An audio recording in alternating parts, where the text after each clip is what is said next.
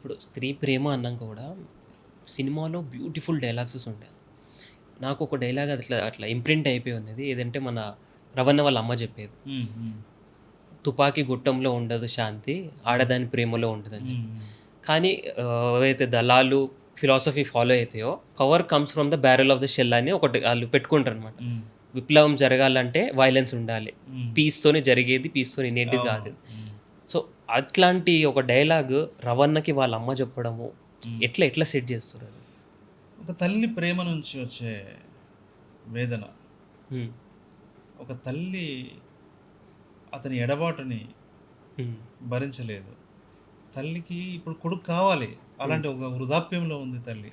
ఆమె కళ్ళ ముందు జరుగుతున్న అనేకమైన చీకటి కోణాలని ఆమె చూస్తూ, భరిస్తూ, కన్నీళ్లు పెట్టుకుంటూ, ఆ ఆపరేషన్‌ని భరిస్తూ, స్త్రీ ప్రేమ అనేది అల్టిమేట్.